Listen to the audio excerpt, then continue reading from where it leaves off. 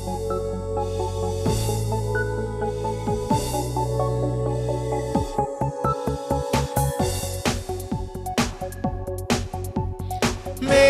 उल्लास, मेरा उल्लास, मेरा उल्लास, मेरा उल्लास, मेरा उल्लास,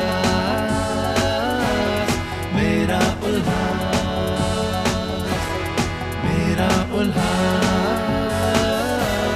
मेरा उल्लास।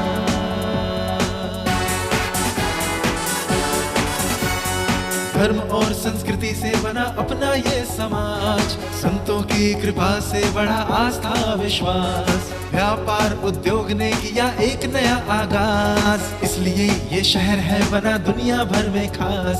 मेरा उल्लास, मेरा उल्लास, मेरा उल्लास, मेरा उल्लास। शहर से जुड़ी हर खबर में देंगे आपका साथ, प्रशासन तक पहुंचाएंगे आपकी आवाज, एकता भाईचारे का हो सदा एहसास, हम सब मिलके करेंगे शहर का विकास। मेरा उल्लास, मेरा उल्लास, मेरा उल्लास, मेरा उल्लास, मेरा उल्लास, मेरा उल्लास, मेरा उल्लास, मेरा उल्लास।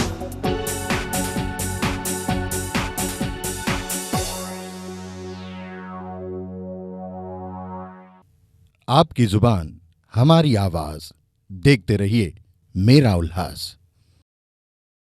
नमस्कार, मेरा उल्लास टीवी न्यूज़ में आप सभी का हार्दिक स्वागत है। मैं हूं आपकी होस्ट रिद्धि आसवानी। मेरा उल्लास यानी हमारा शहर उल्लासनगर, क्या है इसकी गतिविधियां, क्या है इसके घटनाक्रम, आइए देखते हैं मेरा उल्लास में। आपकी जुबान हमारी आवाज, देखते रहिए मेरा उल्लास।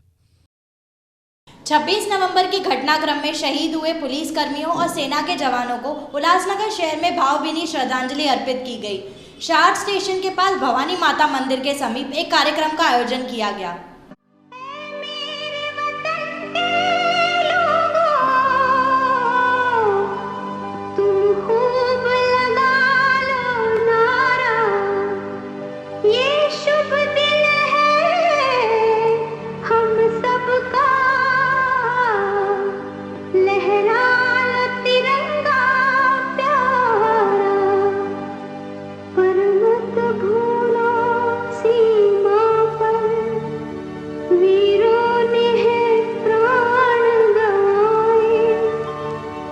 कुछ याद उन्हें भी कर लो, कुछ याद उन्हें भी कर लो, जो लौट के घर ना आए, जो लौट के घर ना आए। हे मेरे वतन के लोग, जरा आँख में भर लो पानी, जो शहीद हुए हैं उनकी जरा याद करो कुर्बानी। है मेरे वतन के लोग, जरा आँख में भर लो पानी, जो शहीद हुए हैं उनकी जरा याद करो।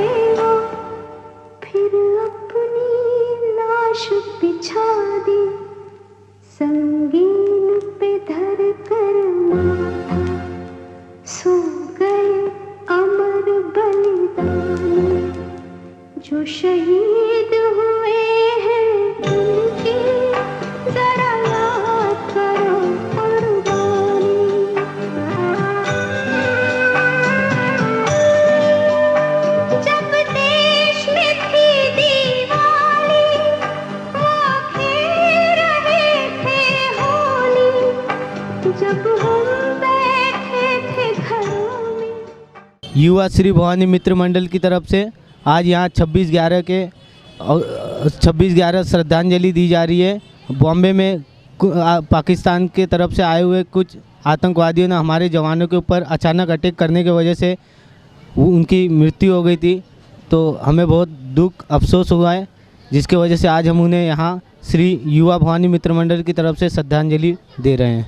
आज यहाँ पे युवा श्री भवानी मित्र मंडल की तरफ से 26/11 के जो शहीद श्रद्धांजलि दे रहे हैं, जो शहीद हुए थे, जो पाकिस्तान से 26/11 के दिन मुंबई में टेररिस्ट आए थे, उन्होंने काफ़ी शहीदों को जो मार गिराया था, आज उनके लिए हम यहाँ पे श्रद्धांजलि दे रहे हैं युवा श्री भवानी मित्र मंडल की तरफ से।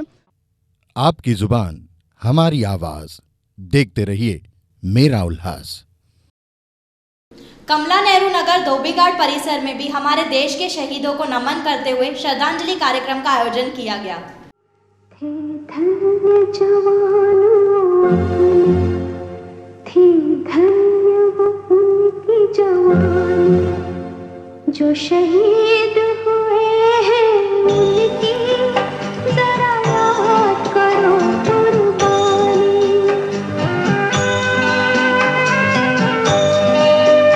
कोई सिख कोई जाट मराठा, कोई सिख कोई जाट मराठा, कोई गुरखा कोई मदरासी, कोई गुरखा कोई मदरासी, सरहद पर मरने। दोस्तों, आज मैं किस तरह इस बात को बयां करूं मुझे भी समझ में नहीं आ रहा है। जैसा कि आप सभी जानते हैं, आज से 4-5 साल पहले 26 नवंबर को जो हमारे मुंबई पर हमला हुआ, एक बेहद ही अकाल्पनिक है जिसका हम बयान नहीं कर सकते। और हम लोग इसे याद करते हैं, पर हम लोग इसे इससे ज़्यादा इसलिए याद करते हैं क्योंकि हमारे देश के शूरवीर जवानों ने हमें ये बलिदान दिया हमारे सुरक्षा के लिए, और ये हमारे लिए बहुत ही बड़ी महत्वपूर्ण बातें हैं। और इसके लिए हम इसे कभी इनकी कुर्बानियों को कभी भूल नहीं सकते। और उस कुर्बानी को याद करने के लिए हमने एक छोटी सी पहल की है, और हम उनकी कुर्बानियों को हमेशा याद रखें और इन छोटे छोटे नौजवानों में ये भी भावना लाए कि वो देश के लिए मर मिटना कितनी बड़ी बात होती है, और अपने लिए एक सर्वोपरि रखना, देश को आगे रखना, वही अपने आप में बड़ी बात होती है। और हम द मूवमेंट फॉर एक मौका स्वाभिमानी संगठन की ओर से यह कार्य कर रहे हैं, और हमें खुशी मिल रही है कि हमें यहाँ के लोगों के द्वारा भी बहुत अच्छा सहयोग मिल रहा है। और हम देश की सेवा के लिए, हमें कम से कम देश के लिए मरने का मौका तो नहीं मिल रहा, पर देश के लिए सेवा करने का मौका ज़रूर मिल रहा है। और हमारे लिए खुशकिस्मती है कि हम ये सब कर रहे हैं, और हमें अच्छा लगता है कि हम अपने देश के शूरवीर जवानों के लिए, जिन्होंने अपनी शहादत दी है, उनके लिए कुछ कर रहे हैं। और बहुत दिल को तसल्ली मिलती है और सुकून मिलता है, और थोड़ा सा दर्द होता है जिन्होंने देश के लिए अपनी जान दी है, क्योंकि जो देश के लिए लड़ता है वो भी किसी के माँ और बेटे होते हैं। तो हमें उनकी पराक्रम पे ज़्यादा वो है, और आज हम उन्हीं के खातिर है। और हमारी कोशिश यही है कि हम उन्हें हमेशा यह दें, ये मोमबत्ती जल के तो बुझ जाएगी, पर हमारी कोशिश है कि इस मोमबत्ती की लाइट से उन नौजवानों के घरों में जाए कि हम उनके साथ हैं। और हमारी कोशिश है ये, और हम हमेशा तत्पर है इस चीज़ के लिए, और हमेशा करते रहेंगे। और मैं आप मेरा उल्लास न्यूज़ चैनल को भी धन्यवाद करता हूँ कि जिन्होंने हमारी इस मुहिम को आगे बढ़ाने के लिए हमारा साथ दिया। जय हिंद, जय महाराष्ट्र। सबसे पहले तो मैं 26/11 के आतंकी हमले पर जितने सैनिकों ने, जितने वीर बहादुर जवानों ने अपने आप को कुर्बान किया था, मैं उन सबको नमन करता हूं। और ये हमारे उल्लासनगर के धोबीघाट कमला नेहरू परिसर के शनि पांडे और बाबू पाटिल, विक्की जायसवाल, ये सब बच्चों ने समय समय पर जो भी कार्यक्रम होता है करते रहते हैं। इसे देख करके बहुत खुशी होती है, और समय समय पर करते रहें, इसके लिए इनको आशीर्वाद देता हूँ। आपकी जुबान हमारी आवाज़, देखते रहिए मेरा उल्लास। वहीं भाटिया चौक परिसर में भी मोमबत्तियां जलाकर शहीदों को भावभीनी श्रद्धांजलि अर्पित की गई। 26/11 को जो मुंबई शहर में आतंकियों ने जो हमला किया था, उस हमले में जो शहीद हुए जो पुलिस अधिकारी, अपने देश के जवान और नागरिक, इनको श्रद्धांजलि का कार्यक्रम भाटिया चौक उल्लासनगर 5 यहाँ पे हर साल की तरफ रखा गया था। इस कार्यक्रम में शहर के नागरिकों ने, राजकीय नेताओं ने और स्थानिक संस्थाएं, खाजगी स्कूल के प्रिंसिपल, स्कूल के बच्चों ने आकर शहीदों को श्रद्धांजलि दी। आपकी जुबान हमारी आवाज, देखते रहिए मेरा उल्लास। आंखों की ज्योति बढ़ाने के लिए विभिन्न स्थानों पर शिविरों का आयोजन किया जाता है। इसी कड़ी में ओटी सेक्शन उल्लासनगर 4 में भी निःशुल्क कैंप का आयोजन किया जाता है, जिसके आयोजन का दिन अब बदल गया है। ज़्यादा से ज़्यादा लोग इस कैंप का लाभ उठा सकें, इसके लिए मेरा उल्लास टीवी न्यूज़ पर जानकारी दे रहे हैं इस कैंप के आयोजक। ओम शांति। ये कैंप जो है पहले फ्राइडे को चलती थी 2 बजे से 4 बजे तक। अभी 4 से 6 बजे तक ये कैंप फ्राइडे को चलती थी। अभी हम लोगों ने ये कैंप का टाइमिंग चेंज किया है। ये कैंप संडे को 2 बजे से 4 बजे तक चलेगी। ये कैंप 4 जगहों पे चलती है। एक जगह जो है वो पूज पंचायती hall 4 number OT opposite Sai Baba मंदिर। ये जो कैंप है 2 बजे से 4 बजे तक यहाँ चलती है। और ये सेम डे संडे को सुबह 9 से 11 बजे तक कारपोरेटर जो विजू पाटिल है वहाँ के यहाँ चलती है। और उसके बाद में 11 से 1 बजे तक ये कैंप टोनी सीरवानी कारपोरेटर के यहाँ चलती है। और उसके बाद में 1 बजे से लेके 5:30 तक धनुषधारी ऑफिस में ये कैंप चलती है। ये कैंप करीबन पूज पंचायती हॉल में 2.25 बरस से चलती है। आज तक 2.25 बरस में 35,000 लोगों ने इस कैंप का लाभ उठाया है। आज करीबन 100-150 लोग अभी तक होके गए हैं और भी कैंप 4 बजे तक चालू रहेगी। मैं उल्लासनगर वासियों को ये बताना चाहती हूँ कि इस कैंप का लाभ उठाइए। ये कैंप जो है फ्री ऑफ चार्ज है। डॉक्टरों से बचिए, गोलियों से बचिए। मैं अपना आपको अनुभव बता रही हूँ। आज से 2.5 बरस पहले मुझे आँखों में चुभन हुई थी, तो मैंने उल्लासनगर के डॉक्टरों की दवाइयाँ की, मुझे कोई फ़ायदा नहीं हुआ। फिर मैंने बॉम्बे में हिंदुजा हॉस्पिटल की दवाई की, उसमें से मुझे फ़ायदा हुआ। 2 महीना दवाई की फ़ायदा हुआ। उसके बाद में फिर वो प्रॉब्लम मेरा रिपीट हो गया। फिर मुझे किसी ने बताया कि आँखों की ये कैंप जो है विजू पाटिल के यहाँ चलती है, वहाँ से ड्रॉप डलवा के आइए। तो मैं वहाँ गई, वहाँ मैंने एक ही बार वहाँ से ड्रॉप डलवाया। आज तक मुझे वो प्रॉब्लम वापस रिपीट नहीं हुआ है और मेरी आँखों की रोशनी भी बढ़ी है। आज मैं सुई में धागा भी डाल सकती हूँ। और इस कैंप में जो आने वाले हैं वो मुझे अपना अनुभव बता के जाते हैं, मुझे बहुत खुशी होती है।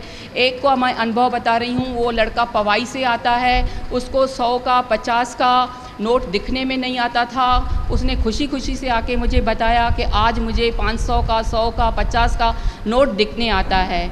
उसके बाद में जो सुई में धागा नहीं डाल सकते थे, आज उनका सुई में धागा पड़ रहा है। और एक हमारे वार्ड की सेऊ लेडी है, उसको डॉक्टर ने ऑपरेशन करने के लिए कहा था। वो कंटिन्यू 2.25 बरस से ड्रॉप्स डलवा रही है। आज उसको अच्छी तरह से वो देख सकती है, उसको ज़रूरत ही नहीं है ऑपरेशन करवाने की। इसीलिए मैं उल्लासनगर वासियों को निवेदन करती हूँ, इस कैंप का ज़्यादा से ज़्यादा लाभ उठाइए। ये कैंप फ्री ऑफ चार्ज है, लाभ उठाइए, लाभ उठाइए। आपकी जुबान हमारी आवाज, देखते रहिए मेरा उल्लास। 500 और 1000 रुपए के नोटों को बंद करने से हर तरीके का धंधा और व्यापार प्रभावित हुआ है। माना जा रहा है कि सरकार नोटबंदी पर अंकुश लगाने के बाद सोने यानी गोल्ड पर नजर गड़ाए बैठी है, जिसके अंदेशे से लोग सोना नहीं खरीद रहे, जिससे ज्वेलर्स का व्यवसाय ठप पड़ गया है। देखिए, हमारा ज्वेलरी व्यवसाय तो जिस दिन से नोटबंदी का ऐलान हुआ है उस दिन मंगलवार था, रात को 8 बजे मोदी जी ने ऐलान किया। तो कल बुधवार को जैसे ही मार्केट ओपन हुआ तो हमारे कामकाज तो उस दिन से लेकर बिल्कुल ठप हैं। ठीक है, इस फैसले को हम स्वागत योग्य मानते हैं, पर सरकार को ये भी सोचना चाहिए कि इस फैसले के और क्या बुरे परिणाम हो सकते हैं। जो निम्न मध्यम वर्ग है वो पूरी तरह से एक यानी बेरोजगारी की कगार पे आ चुका है। उनके पास काम नहीं है, खाने के लिए पैसा नहीं है। तो फैसला तो काबिल तारीफ़ है, अच्छी बात है, आगे चल के दूरगामी हो सकता है, इसके अच्छे परिणाम आएँ। पर इस समय जो तकलीफ़ें हो रही हैं, आज 24वें 25वें दिन के बाद रास्तों पे लोगों की ट्रैफिक नहीं है, लोग नहीं हैं। लोग धीरे धीरे सिमटते जा रहे हैं अपने घरों में, अपने कस्बों में, वापस अपने गाँव में जा रहे हैं। हमारे बिजनेस लगभग उस दिन से लेकर अब तक पूरे ठप पड़े हैं। काम धंधा बिल्कुल नहीं है, ग्राहकी नदारद है, जबकि शादियों का सीज़न है और इस समय हमारा काम एकदम पीक पे रहता है। और जो छोटे छोटे कारीगर हैं वो यहाँ से पलायन कर चुके हैं। बहुत सारे बंगाली कारीगर हैं जो इस ज्वेलरी में काम करते हैं, वो यहाँ से पलायन कर चुके हैं। हम लोग मोदी के फैसले से बहुत खुश हैं, पर उसके बाद भी आम पब्लिक के ऊपर बहुत बड़ा असर हुआ है, बहुत बड़ा नुकसान हुआ है। पूरे धंधे, पूरे बिजनेस पूरे ठप हो गए हैं और न जाने क्या हमने बिगाड़ा है मोदी का, खास करके सोनार लोग ने, जो हमसे इतनी दुश्मनी मोल रही है। हम लोग उनके साथ हैं, हमारा वोट हमेशा मोदी जी के साथ होता है, तो भी हम गोल्ड वालों के ऊपर हमेशा रेट पड़ती है, कोई ना कोई कुछ ना कुछ तकलीफ हमारे ऊपर आती रहती है। हम लोग टैक्सेस बढ़ा रहते हैं और हमारे ऊपर रेट पड़ती है। उसके बाद नोट बंद होने के बाद गोल्ड का बिजनेस पूरा ठप हो चुका है। हम उसके बाद भी मोदी के साथ हमेशा रहते हैं, उनको वोट भी देते हैं, उसके बाद भी हमारे पास ऐसे तकलीफ़ें क्यों होती है? हम हमेशा मोदी जी के साथ हैं, मगर ये जो नोटबंदी की वजह से हमारा व्यापार एकदम ठप हो चुका है, उसके कारण हमें बहुत परेशानी है। हमारे बहुत से कारीगर लोग शहर छोड़कर चले गए हैं और ये नेशनल मीडिया ने ज्वेलर्स लोग को बदनाम किया है कि उन्होंने करोड़ों रुपए के दागिने बेचकर अपना काला धन इसमें इन्वेस्ट किया है। ये सरासर गलत है। 8:20 पर मोदी जी ने नोटबंद का ऐलान किया, उसके बाद में क्या लोग तैयार बैठे थे? ये न्यूज़ आया और पैसे लेके बाज़ारों में निकले, उसके बाद कौन से बड़े बड़े ज्वेलर्स खोले रहते हैं? 8:30 बजे सब बंद हो जाते हैं। मैं एक ज्वेलर्स व्यापारी हूँ। जब से हम लोग 2016 में फरवरी से हम लोग जब से मोदी जी हमारे पीछे पड़े हैं, 45 दिन हमने बंद रखा, कुछ निर्णय नहीं आया। उसके बाद भी हमको थोड़ी उम्मीद थी कि दिवाली बाद में हमका धंधा थोड़ा बहुत होएगा, लेकिन दिवाली के बाद ऐसा मोदी जी ने निर्णय लिया, हम उसको निर्णय को स्वीकार करते, अच्छा किया है। लेकिन अभी भी होने के बाद हम ज्वेलर्स वालों के ऊपर रेट पड़ रही है, किसी से CCTV कैमरे की फुटेज लेके जा रहे हैं। अभी भी व्यापारी को अंदर घबराहट है और परेशान है। तो हम मोदी जी को यही बोलना चाहते हैं कि हम हमारे आपके साथ हैं और हम आपके साथ रहेंगे, लेकिन हमारे को परेशान मत कीजिए आप। आपकी जुबान हमारी आवाज, देखते रहिए मेरा उल्लास। उल्लासनगर कैंप 3 में स्थित सेंट्रल हॉस्पिटल अव्यवस्था की शिकार बनी हुई है। यहाँ पर्याप्त रूप से मरीजों की सेवा नहीं की जाती तथा उपचार की सुविधा और डॉक्टरों की सेवा भी पहले जैसी नहीं रही। ऐसा आरोप एक समाज सेवी संस्था उल्लासनगर सिटीजन फोरम ने लगाया है। हाँ, ये उल्लासनगर सेंट्रल हॉस्पिटल जो 3 नंबर में लोकेटेड है, यहाँ पे सिटीजन जो काफ़ी सारा प्रॉब्लम्स लेके वहाँ पे जाते हैं, उनको कोई भी फैसिलिटी वगैरह डॉक्टर वहाँ पे ठीक तरह से एंटरटेन नहीं करता है। 98% पेशेंट जो यहाँ पे लेके जाते हैं उनको बॉम्बे में ट्रांसफ़र किया जाता है और उसके वजह से पेशेंट और यहाँ के सिटीजन्स लोगों का बहुत बेहाल कंडीशन है। वहाँ पे अगर आप देखा जाएगा तो पूरा हॉस्पिटल के अंदर क्लीनिनेस नाम का कोई चीज़ नहीं है। 90% डॉक्टर जो अभी ऑन ड्यूटी है, जिसको NPA नॉन प्रैक्टिस अलाउंस वगैरह मिलता है, वो डॉक्टर मिसिंग है। तो ऑन ड्यूटी में वो डॉक्टर जाता है कहाँ पे, पेशेंट को ट्रीटमेंट क्यों नहीं करता है और इस वजह से उसको कौन देखेगा? तो ये सबसे बड़ा एक परेशानी हो गया उल्लासनगर के अंदर। और अभी हम लोग को ये पता चला है कि उल्लासनगर सेंट्रल हॉस्पिटल को मेडिकल हॉस्पिटल करके डिक्लेयर किया जाएगा, जबकि यहाँ पे 202 बेड का फैसिलिटी है, 40-40 डॉक्टर है। फैसिलिटी के नाम पे 0 फैसिलिटी लोगों को मिला जा रहा है। कोई यहाँ पे पेशेंट को कोऑपरेट नहीं करता है। अगर कोई सिस्टर से मदद मांगने जाए तो एरोगेंटली उनको जवाब सुनना पड़ता है। तो ये लोग यहाँ से परेशान है इस लोगों से। इसमें तो हम लोग हेल्थ मिनिस्टर और चीफ मिनिस्टर ऑफ महाराष्ट्र से हम लोग ये अपील करेंगे कि आप ये हॉस्पिटल को लोगों के सहूलियत के हिसाब से आप उनको अच्छा सेवा देने का प्रदान करें। तो हमारी जो है यहाँ के नगर पालिका, नगर अध्यक्ष, सारे कॉरपोरेटर, इन सब से जो है हमने एक अपील करना चाह रहे हैं कि ये जो मुद्दा है ये एक साधारण मुद्दा नहीं है। ये किसी जान के प्रति जो है हमें ये कंट्रीब्यूट करना है। और ज़्यादातर देखेंगे जितने भी एक्सीडेंट केसेस हो, मेडिकल केसेस हो, ये पहले सेंट्रल हॉस्पिटल में रेफ़र किए जाते हैं। वहाँ से फिर आप कहते हैं कि इन्हें मुंबई ले जाओ। तो ये जो ट्रांजिट टाइम है इसमें इतनी जाने जा चुकी है कि अभी हम और इसे बर्दाश्त नहीं कर सकते हैं। इसीलिए ये आम आदमी का एक मुहिम है जो citizen forum, Ulhasnagar citizen forum ने उठाया है। तो हम चाहते हैं कि इस पर सख्त से सख्त कार्रवाई की जाए और बेहतर से बेहतर सुविधा एक आम जनता को दिए जाए, क्योंकि हर कोई प्राइवेट हॉस्पिटल्स को अफोर्ड नहीं किया जा सकता। आपकी जुबान हमारी आवाज, देखते रहिए मेरा उल्लास। गत 4 नवंबर शुक्रवार के दिन सपना गार्डन के पास स्थित सिंदरी सागर इमारत का स्लैब गिरने से एक व्यक्ति की मौत हो गई थी और कुछ लोग घायल हो गए थे। इस घटनाक्रम को बीते 3 हफ्ते से ज़्यादा हो गए हैं, लेकिन आज भी इस इमारत को छोड़कर जाने वाले लोगों का कोई सुध नहीं ले रहा। 4 नवंबर 2016 शुक्रवार की शाम को सपना टाकीज के पास स्थित सिंदड़ी सागर इमारत का स्लैब गिर गया था। इस घटनाक्रम में एक व्यक्ति की दुखद मौत हो गई थी और कुछ लोग घायल हो गए थे। इस घटनाक्रम को 3 हफ्ते से ज़्यादा समय बीत चुका है, लेकिन आज भी जिनका आशियाना उजड़ चुका है, मनपा प्रशासन ने जिनके घर खाली करा दिए हैं, वो आज भी भटक रहे हैं न्याय की आस में। इनमें कुछ ऐसे भी परिवार हैं जिनका सामान अभी तक इस इमारत में रखा हुआ है और वे प्रशासन से ये उम्मीद लगाए बैठे हैं कि जल्दी ही उन्हें न्याय मिलेगा और उनका सामान भी उनको वापस मिल जाएगा। आपकी जुबान हमारी आवाज, देखते रहिए मेरा उल्लास।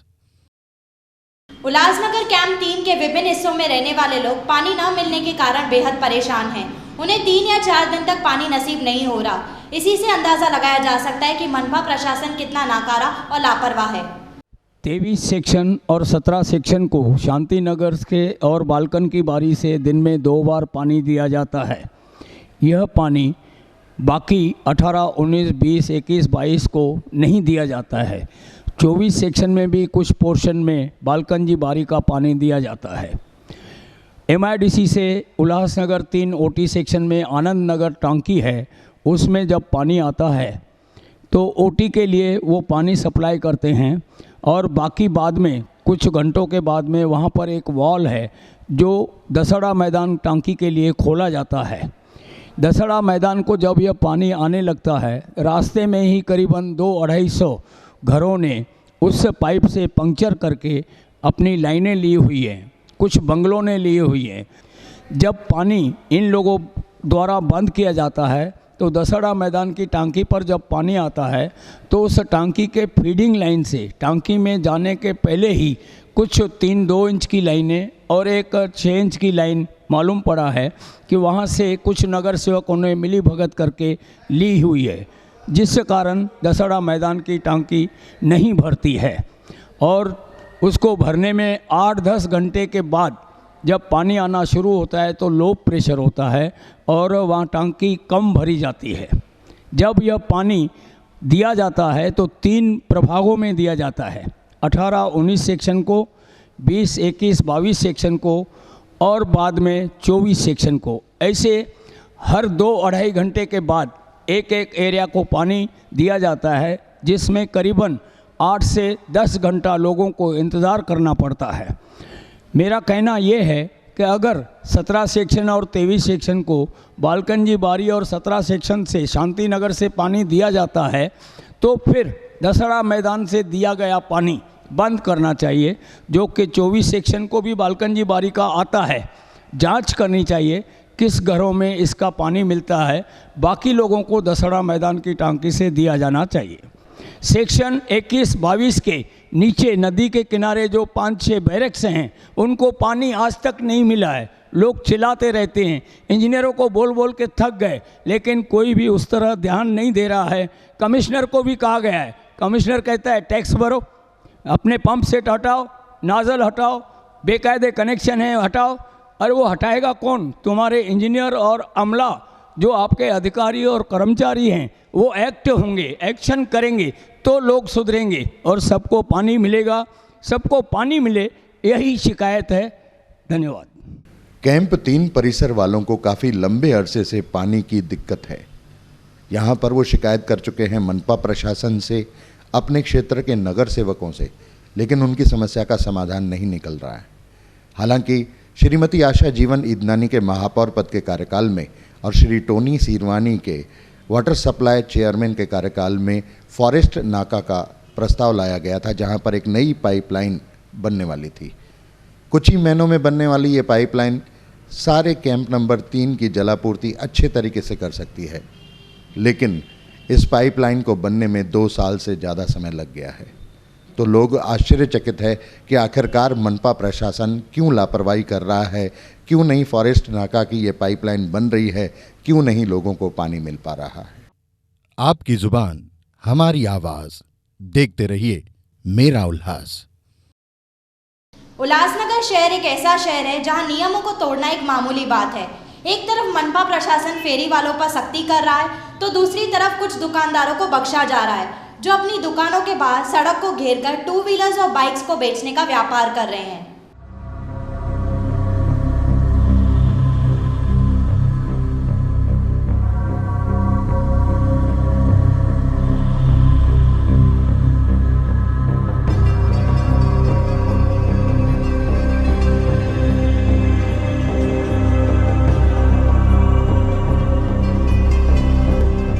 उल्लासनगर कैंप 3 का प्रमुख इलाका माना जाता है अमन टाकीस रोड।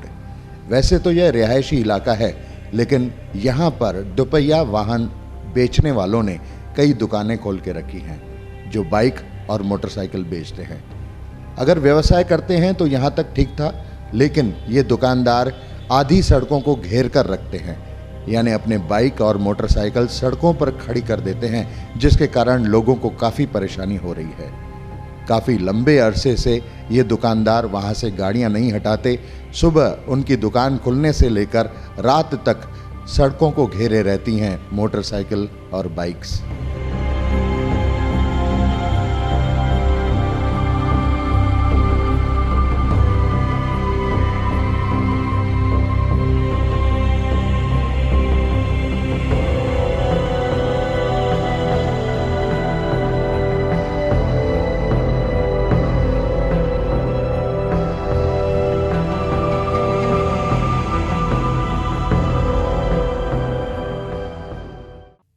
आपकी जुबान हमारी आवाज, देखते रहिए मेरा उल्लास। तो बस आज के लिए इतना ही। वक्त आ गया है आपसे विदा लेने का, लेकिन इस वादे के साथ कि फिर मिलेंगे मेरा उल्लास के अगले एपिसोड में। तब तक के लिए धन्यवाद।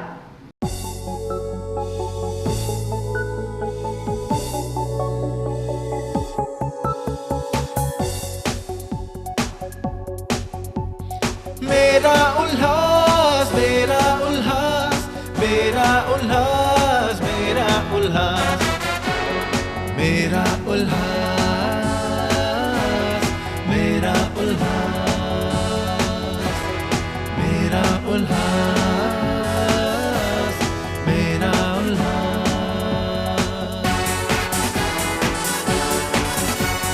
धर्म और संस्कृति से बना अपना ये समाज, संतों की कृपा से बढ़ा आस्था विश्वास। व्यापार उद्योग ने किया एक नया आगाज, इसलिए ये शहर है बना दुनिया भर में खास। मेरा उल्लास, मेरा उल्लास, मेरा उल्लास, मेरा उल्लास। शहर से जुड़ी हर खबर में देंगे आपका साथ, प्रशासन तक पहुंचाएंगे आपकी आवाज। एकता भाईचारे का हो सदा एहसास, हम सब मिलके करेंगे शहर का विकास। मेरा उल्लास, मेरा उल्लास, मेरा उल्लास, मेरा उल्लास, मेरा उल्लास, मेरा उल्लास, मेरा उल्लास, मेरा उल्लास।